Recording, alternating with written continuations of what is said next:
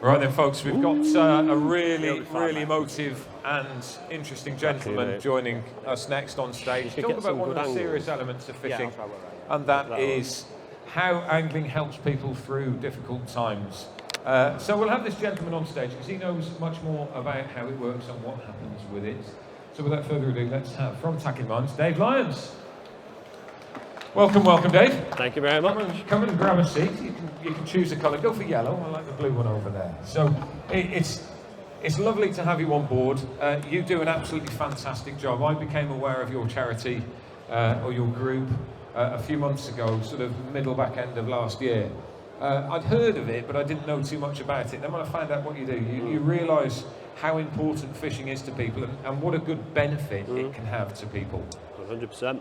So just through my own personal experience with the benefits that I got through fishing, I could see what he was doing for myself, for my recovery in alcohol addiction, which I'm going to show you a video now, what I was like prior to starting Tackling Minds. Yeah, this is Dave sort of self-helped and then wants to help other people as well. And he was in a difficult place a while ago. So this is me 18 months ago, drinking 40 cans of Stella a day, premium lager a day. Literally, I needed alcohol in my system to be able to function. Waking up in the morning with the shakes, I couldn't hold a drink in my hand. So I was in desperate times. It was rock bottom. It doesn't get any worse than this. To the point where I did go into an alcohol detox, and at this point, I'm just saying to my mum here, I did not even know she was recording me. I just want it all to end. Just, I'm sick to death of this. Addiction I wouldn't wish it on my worst enemy. So this is where it all stemmed from. So after this moment, it was a long journey. I was probably like that for 3 months, and that's the fourth time I've relapsed as well with my problems. My problems have been going on for like 6 or 7 years. Anyway, it's very brave of you to share this footage as well. I actually don't mind talking about it. I'm sort of used to talking about it now. It means helping one other person, then fantastic.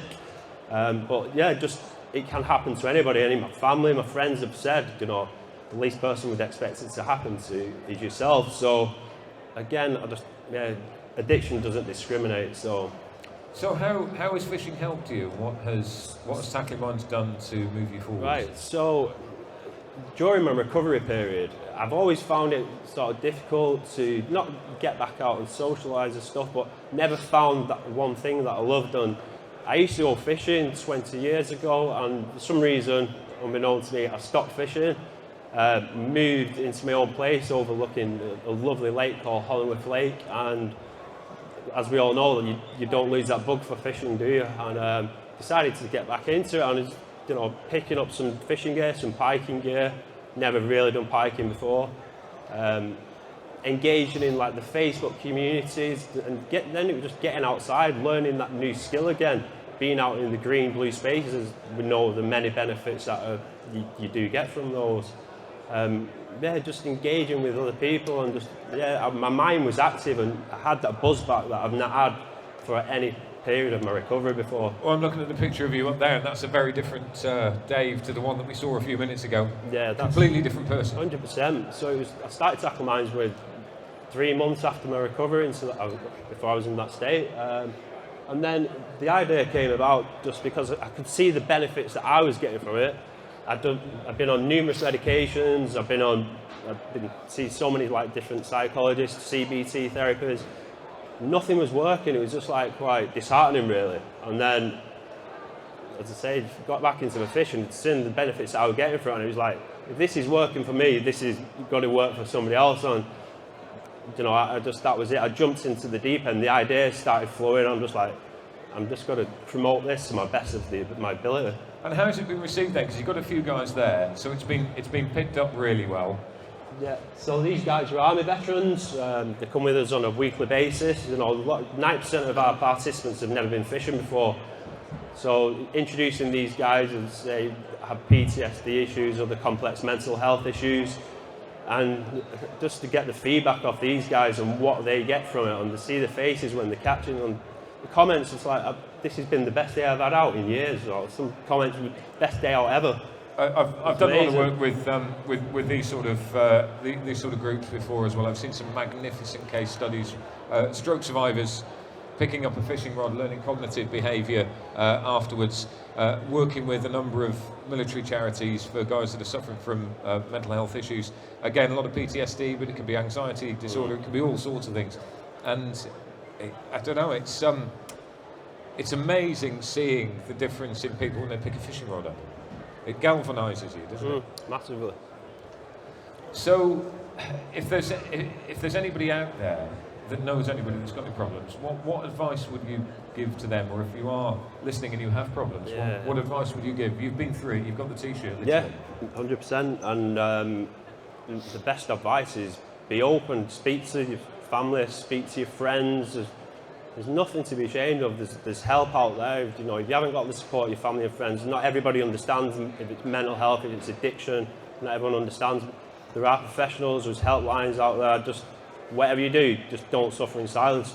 There is help for anybody, and you can get through it. And I'm living proof. I was told by the doctor I had literally a month left to live because I wasn't holding down food. My addiction was that bad.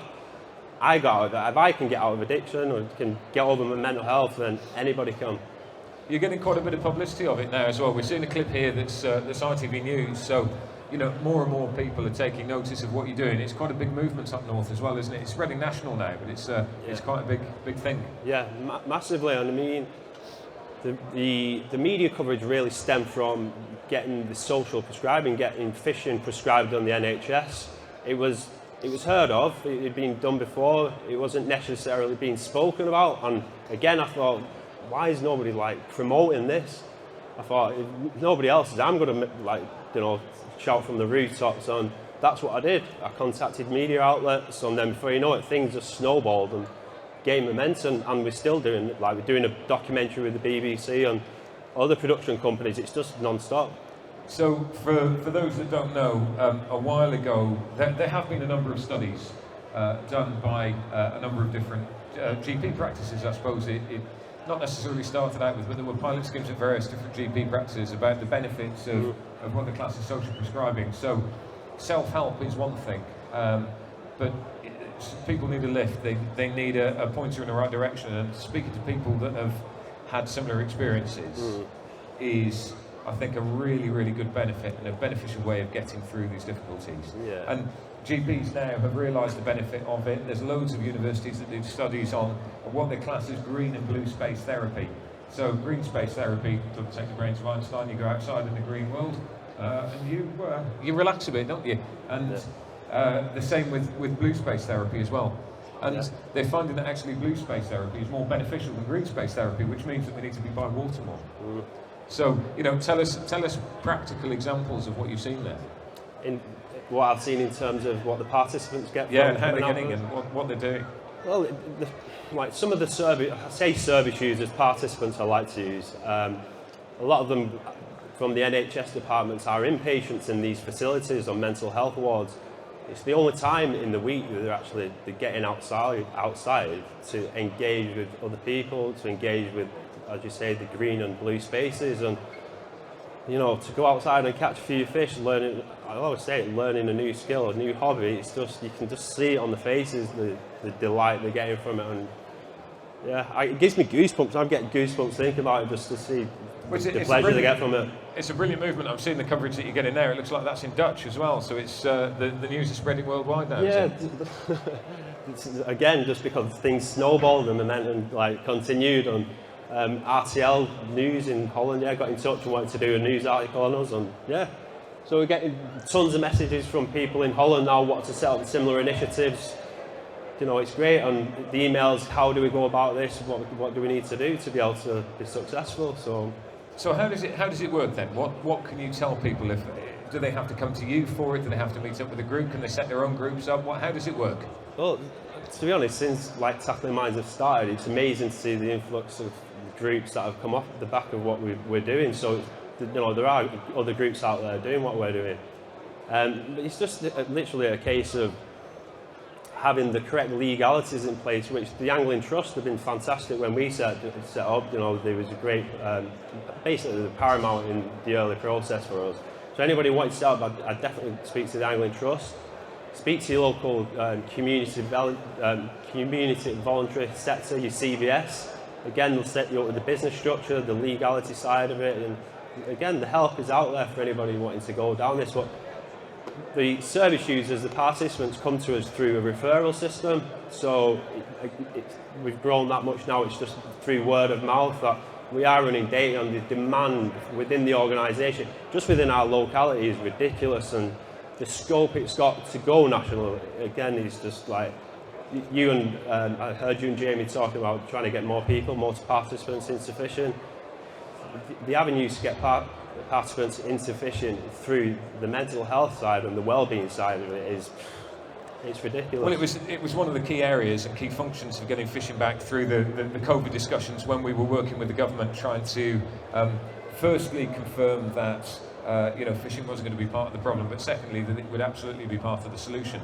This was one of the key areas that was put forward. I think it's fair to say that the mental health benefits and element of what goes on was the number one argument to be able to get fishing back again, and it's clearly worked. So it's recognised now by medical experts, by doctors.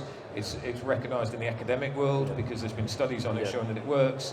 It's recognised also, by people that run through the system too. So 100% it needs more and more coverage. Really, this is an event. This is at the Super Cup. Some of you might recognise this. This is the biggest match fishing event. I'm Stephen Dawkes there. There's a gentleman down here, Steve Dawkes, that's behind this event, and he was very supportive of getting you guys up there and promoting what you're doing. Yeah, Steve's brings me up on a regular basis. We have many hours on the phone, but just so influential and just enthusiastic to what we're about, and it was kind enough to invite us obviously down to his history making event as well. So Steve's become a good friend through this as well. I think as a lot, we're quite a benevolent lot, anglers. We like to help each other out. There's an awful lot within our sport that we do to help other people as well. I think we're very charitable. We do complain a lot, particularly about each other. Match anglers don't like carp anglers, and carp anglers don't like fly anglers. But actually, when you look at us as a whole, we are pretty good, and we do an awful lot of putting back again. And I think, again, it's fair to say that the door is always open, and the arms will be open wide for people that are suffering problems. And however low you're feeling, there is always somewhere to go. And getting in touch with you is a prime example of what you can do. The angling community, as you say, is just unbelievable. Like, perfect example of this was yesterday. Xenia phoned me up. I didn't know she had my number. She's found my number. Just good luck for tomorrow. Good luck with the talk with Rob. If you need any help, she knows I struggle with my mental health still. Just get on the phone, give us a ring. It's just, ever since I've started tackling mines, there's been no negativity, and the support out there from organisations, individuals is just it's breathtaking, really. It is. Yeah, well, absolutely. Look, if absolutely nothing else, and there is loads more, but if absolutely nothing else, tackling mines has clearly worked for one person. Yeah, well, exactly. So, what can people do to help then?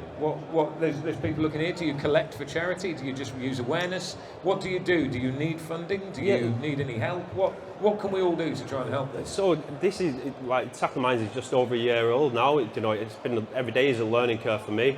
We have been successful in a number of funding grants with the NHS, the Angling Trust, for instance, some from the local authority.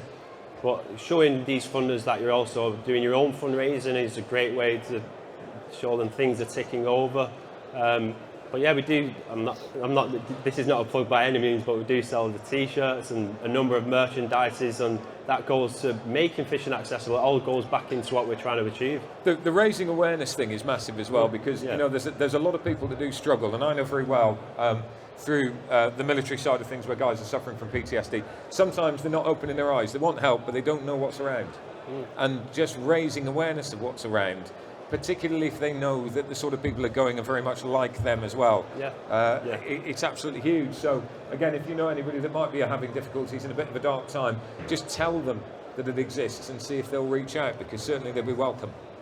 100%.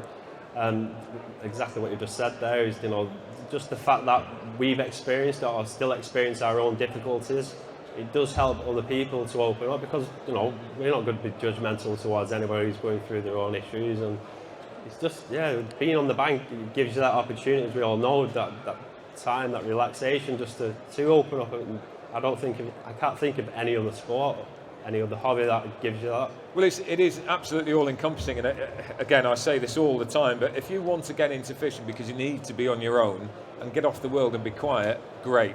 You can do exactly that. It's tailor-made for it.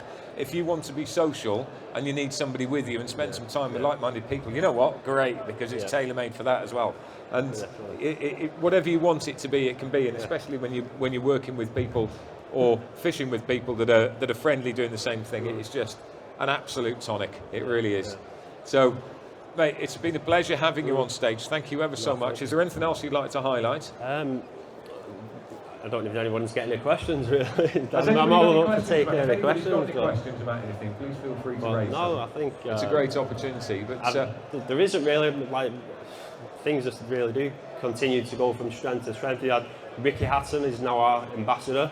Ricky's been kind enough to get on board with us, which is unbelievable. But yeah, it's just going from strength to strength, and thank you for everyone for the support as well. So absolutely fantastic, and thank you for everything that you do, and long may that continue. There's a lot of smiling faces up there that show this is a success story. You took that photo. I took the photo. Oh, there you go. I knew that. I took that photo. A lot of smiley faces, and that shows in itself that it's a success story. And I think once again it shows how good fishing is. But we need people like Dave to do these things, but particularly bearing in mind what he's been through, it's double brave for him to step up and share his life with us as well. So, ladies and gentlemen, this is Dave Lyons. Tackling Minds is the name. Do remember it. Do spread the word. But thank you ever so much for your time. Thank you for having me. Encourage you coming up and carry on. Thank you.